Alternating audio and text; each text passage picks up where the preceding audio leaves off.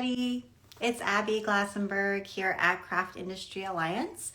I hope you are having a fabulous day today. We come to you live every single Wednesday for our member spotlight, where we have the opportunity to drop in on one of our incredible members and learn more about their business, maybe see some samples, take a look at their studio, and just generally find out about their business journey. So I love doing these spotlights and getting to know folks a little bit better. And I see our guest. She's going to be joining us shortly. And Linda, I've invited you to go live and accepted your request. So there you are. Hey, Abby, can you hear me? I can. How are you? I'm good. How are you doing? Good. Very nice to see you. Very And nice to you. am I right that you're in the Northeast as well? I'm up in Nashua, New Hampshire. I'm not very far away from you. I So know. That's right. Yeah, we have beautiful fall weather today, which is lovely. today, yes. Who knows tomorrow? So true, so true. Well, Linda, it's really nice to meet you, and I would love for you to tell us a little bit about your quilting business and what it is that you make. Okay, terrific. I'm delighted to be here. Some people who are watching this feed may recognize my face with a brand that used to be called The Patchwork Pearl. And a couple of years ago, I rebranded that over to One Quilting Circle. And that's now where my design business resides. I always say that when I get up and speak with groups that I will admit to having been quilting for 25 years, because really, if I haven't figured it out by then, it doesn't really matter.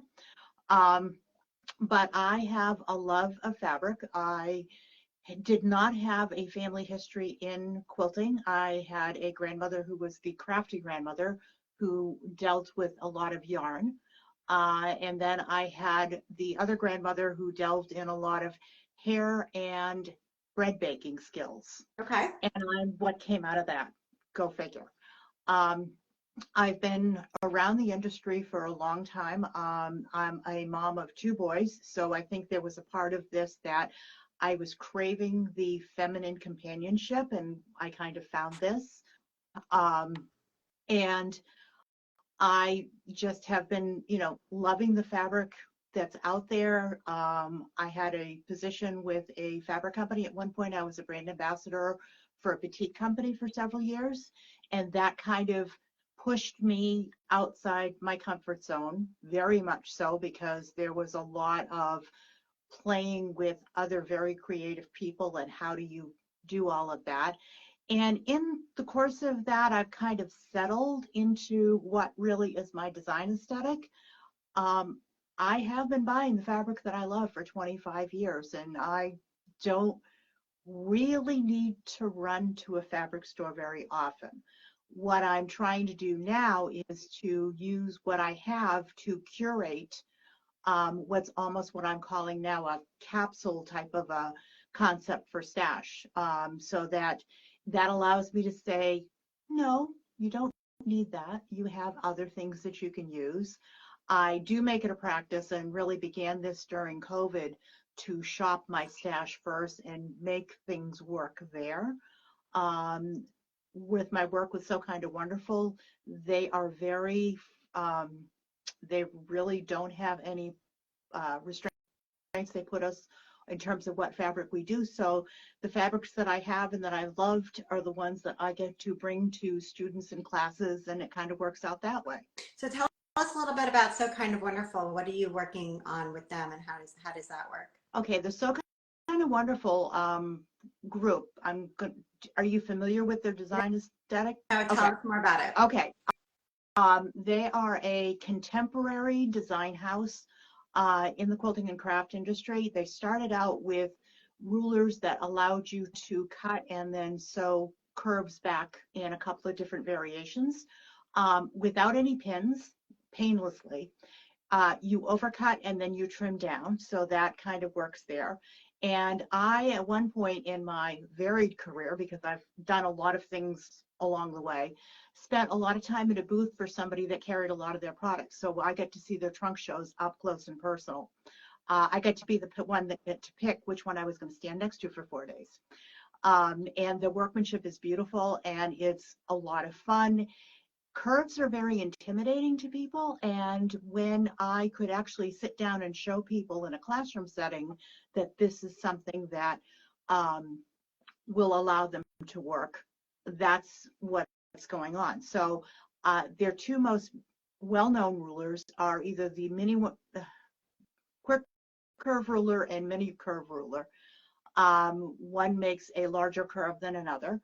And what I'm working on right now, which is underneath the one behind me, that's actually one of my designs, but it covers up what's under the design wall, is their latest ruler is one that comes out and does straight curves, but it does a reverse rectangle. And that's a design I have not worked with before. I grabbed a Tula Pink layer cake that I had here, and I've just been playing around with it. And a couple of days ago on my design wall, I put up a whole bunch of diamonds, all kinds of colors and iterations. And I'm like, does Harry Winston have this problem in his workroom? Because it's very different. That's for a class that I'm going to be introducing after the first of the year. And so that'll be going to my long arm quilter on Friday. So kind of working on that. And then they double that also with quilts that I do of my own. The one behind me is one that is my own design. That's called My Jane. And you have some other quilts around you that you want to show us? Yep. I just hit the tripod. Fine, don't worry. Okay. How many ways could this go wrong? Okay, so I have a couple. Okay, great. This is one that is a So Kind of Wonderful design, and I saw this in one of their pattern books, and I'm like, this is what my house looks like in October with the wind and the yeah, look at those leaves. all of that. I had actually made a leaf quilt once before, and in that version, all of my leaves were lined up like little soldiers all in a row. Oh yeah. This is like, no, this is what my house looks like, and it's very easy to make. It's very scrap friendly. It's exactly my aesthetic. You can do 3. You can do. This is actually. There's 4 of them pointed in different directions. I don't know. Yeah, it really looks like fall, like falling leaves. To my way, I love it. Thinking if you ran out of time or fabric, this would be a killer runner if you just put 3 of them on your holiday table. Yeah, totally. That's been very popular every time I brought it to a guild and such like that. I do a lot of work with flying geese because I have a way of doing flying geese that don't involve rulers. You don't aim for 4. I've never been successful 4 at a time. I usually get 1.5. It's just very difficult. But this is one that I developed that it's more a springtime aesthetic. Yeah. Basically, this technique allows you to vary the width of the sky so you can get the movement of the geese. Yeah. And this one is called Spring Morn, and it's designed to be a springtime runner. Okay. The technique is actually very easy to do. It's the same technique as the one behind me. You start out with 3 pieces of fabric that are all exactly the same size. Okay. You fold one in half, and you sandwich it between this. The demos are much easier than when I'm trying to do a lot. Okay, yeah, I see what you're saying. Right. Okay, so one's folded in half and sandwiched between the 2 others. Yeah, and then you pull it down and you press, and that gives you your flying geese. Okay. So it's very stash friendly. If people are not comfortable, a lot of people are very comfortable doing straight lines, but as soon as you start talking angles, it gets very convoluted. Right. This is something that works really well. And then this last one I'll show you is one that I just finished for a local shop. It was their challenge. Okay. And there were a lot of elements that you had to have in here, and my handwork that I tend to love is embroidery, so they wanted a leaf. But what I did was I also had to include a triangle in it. So what I did was I took the flying geese and varied the color with them. Right.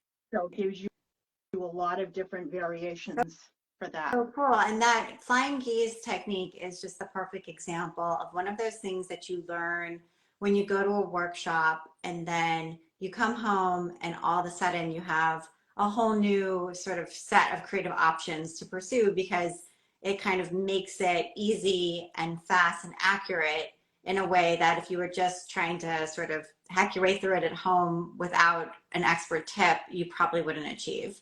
Right, and you don't have to do templates, you don't have to do rulers.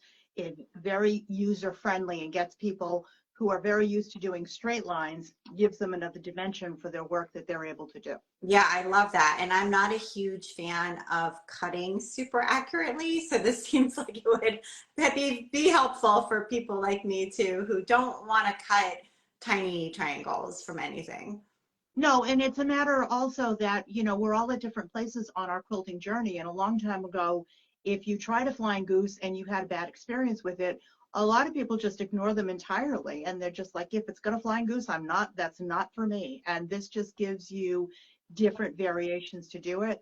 The pattern behind me was written to take advantage of that, and it actually has multiple sizes.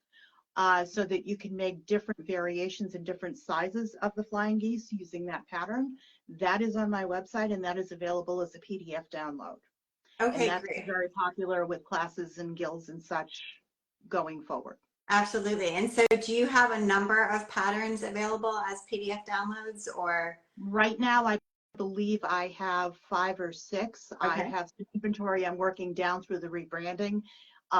It's far more cost effective for me to bring out all of my new patterns as PDFs because there's no shipping and it's instant gratification. Totally. So I try, so where I can, I do that. And then as I do vending opportunities, I usually offer an incentive just to clear out the patterns because I can't quite make myself just recycle them. Yeah, right. We're The getting there, though. older ones. Not there yet. Right, Yeah. exactly.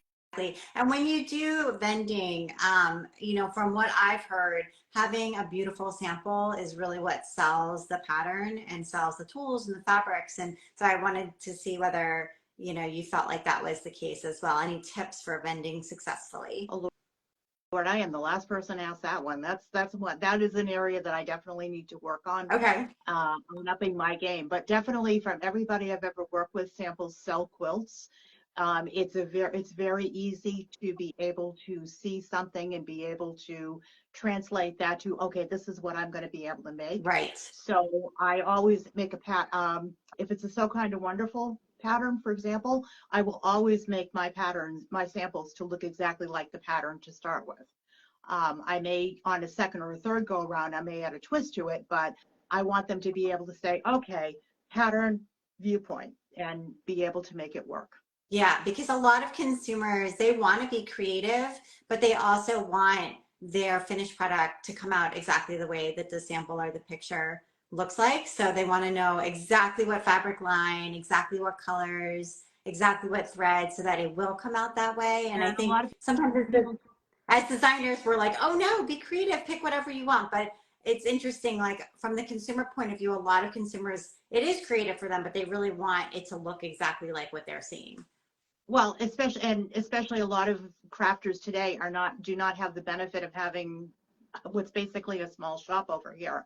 Um, and they're going out to buy. And one of my P's is if I'm asking you to buy something for the pattern, A, I'm going to show you how to use it, and B, that's going to be exactly what it is.